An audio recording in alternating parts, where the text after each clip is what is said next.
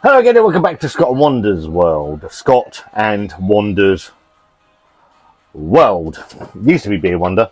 Used to be Wanda Beer Wonder for the people that are the initiated sort. 4 years ago. 4 and a bit years ago now, we started this absolute carnage of a channel. Largely to take the piss out of Wanda. My lovely wife, now what she wasn't my wife at the time, she was just my girlfriend. And then we progressed and became fiancés, and then we became husband and wife, and it's been downhill ever since. Joke. She's a lovely, lovely lady, and I mean, when we talk about someone that is punching above their weight, and I'm a big lad, with that lady punching enormously. Anyway, on to the beer review. One of Scott's beer reviews, bullshit beer reviews.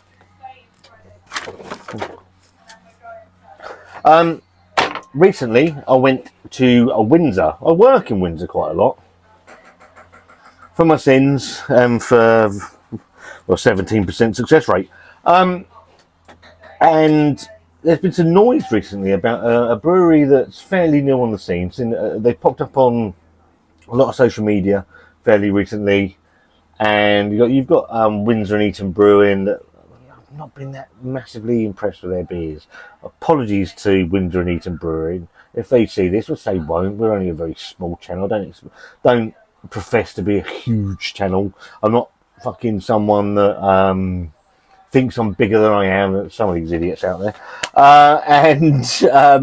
So yeah, Two Flints Brewery in the Arches underneath Waterloo Central Station. Don't know where it is. It's here somewhere. I really need to have a clean out. Here it is.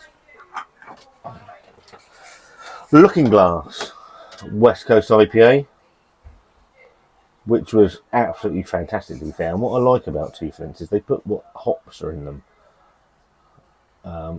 It's not a massive thing, but I do like it when a brewery takes the time to share what they put in, the love and care they put into their beer. With that in mind, I picked two up while I was there. I picked up Looking Glass. Being a huge fan of the West Coast style, and on their fridge they had the little list of beers that they're currently brewing. Didn't have a stout, but the lovely Andy said that they are looking to brew a session stout, so the lady will be looking at that. And this is Two Flints double dry. So yeah, anything that says West Coast, I'm on it like a car bonnet. I was going to say, but get myself in trouble. I was going to say tramp on chips. Anyway, double dry hopped Mosaic West Coast IPA.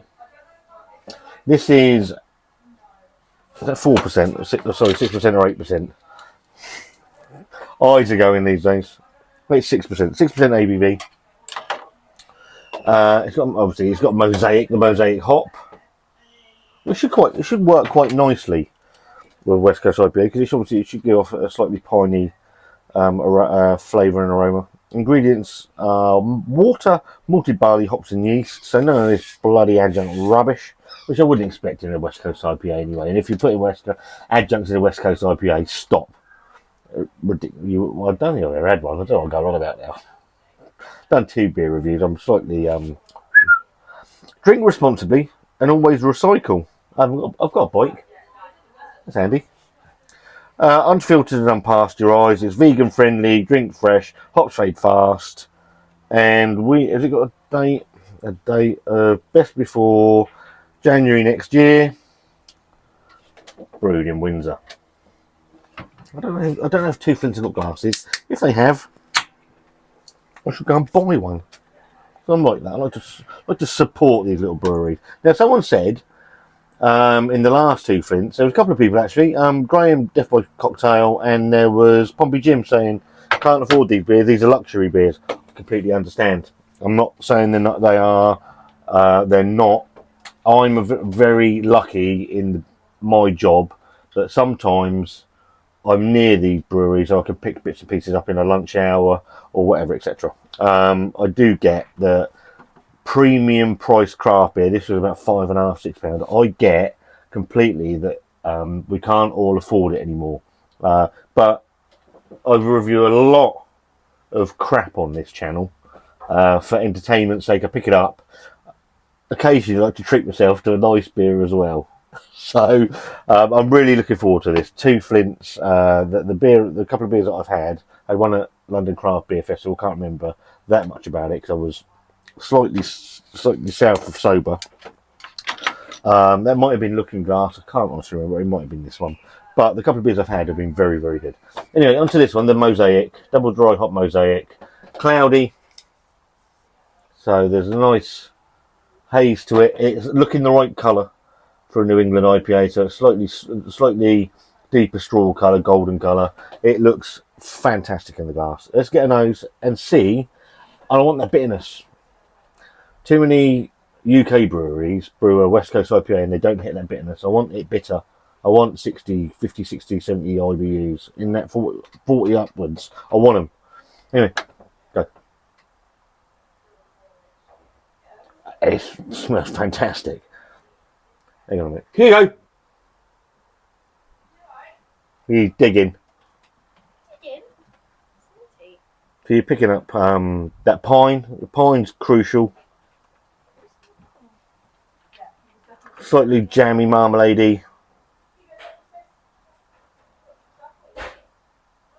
That smells fantastic. It does smell really. It's got to be salivating. And if a beer, especially a West Coast, if it gets to be salivating, then there's citrus notes. There's grapefruit. It smells absolutely wonderful. Cheers.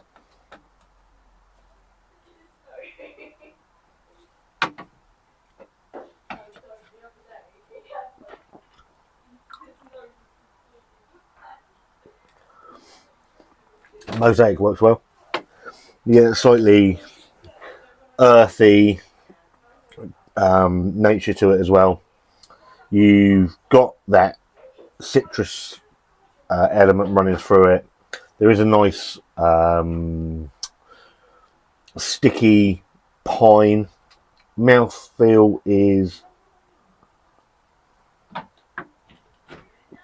actually quite soft. It's not aggressive. Bitterness, it's probably just south of what I want, actually. I'd like it a little bit more bitter, but it is very, very nice. It's a really nice beer.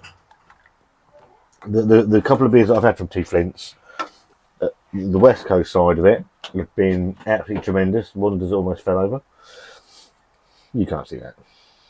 I should have another camera pointing out to what the shit goes on outside here. That's okay. That's a nice beer, actually. It's nice to see some breweries getting away from the Haze Bomb New England Haze-a-thons beers. I watched Chris's beer reviews, Beer and Chat, which is a good series. Go and give Chris some love. And I agreed with him. I've asked the question of, has the craft beer bubble burst?